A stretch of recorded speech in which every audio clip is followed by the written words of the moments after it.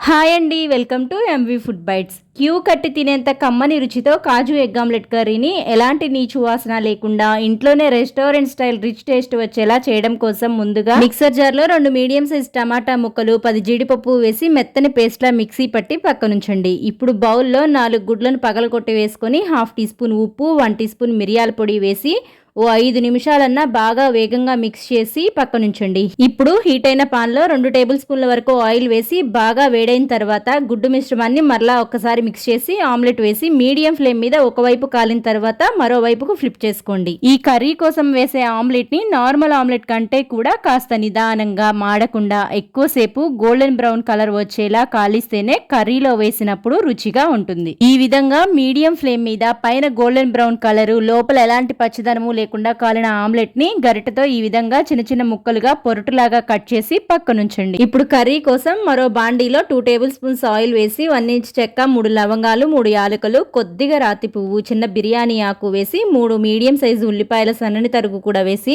2 పచ్చిమిర్చి చీలికలు, 2 రెమ్మల కరివేపాకును కూడా వేసి మీడియం ఫ్లేమ్ మీద ఇలా కలర్ చేంజ్ అయ్యే వరకు వేపిన తర్వాత 1 టీ స్పూన్ అల్లం వెల్లుల్లి పేస్ట్ వేసి ఓ నిమిషం పచ్చివాసన పోయేలా వేపిన తర్వాత ముందుగా రెడీ చేసి పెట్టుకున్న టమాటా కాజు పేస్ట్ ని కూడా వేసి మీడియం ఫ్లేమ్ మీద కంటిన్యూస్ గా కలుపుకుంటూ కాజు పేస్ట్ అడుగు పట్టకుండా ఆయిల్ బయటికి వచ్చే వరకు వేపాలి. ఈ విధంగా ఆయిల్ బయటికి వచ్చిన తర్వాత 1 టీ స్పూన్ ధనియాల పొడి, 1/2 టీ స్పూన్ పసుపు, 1/2 టీ స్పూన్ జీలకర్ర పొడి వేసి మరొక నిమిషం కలిపి ఇప్పుడు ఇందులోకి రుచికి సరిపడా ఉప్పు, 1 టేబుల్ స్పూన్ కారం లేదా మీ కారానికి తగినట్లుగా వేసుకొని మరొక నిమిషం మసాలాలన్నింటినీ వేపి గ్లాస్ నిండుగా వాటర్ పోసి ఓసారి అంతా బాగా కలిపి మూత పెట్టాలి.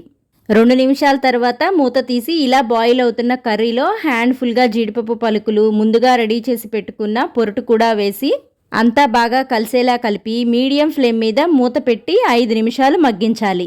5 నిమిషాల తర్వాత మూత తీసి చూస్తే పొరటు అంతా కర్రీని ఇలా పీల్చుకొని చిక్కని గ్రేవీలాగా తయారవుతుంది.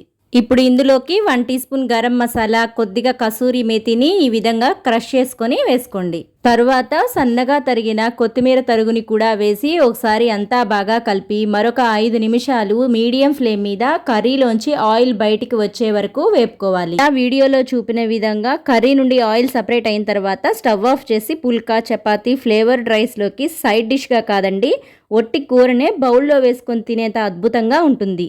మరి ఈ రెసిపీ గురించి మీకు ఏమైనా డౌట్స్ ఉంటే కామెంట్స్లో తెలియచేయండి. ఇలాంటి మరిన్ని సింపుల్ అండ్ క్విక్ రెసిపీస్ కోసం మన ఎంవి ఫుడ్ బైట్స్ ఛానల్ని సబ్స్క్రైబ్ చేసి ఫాలో అవ్వండి.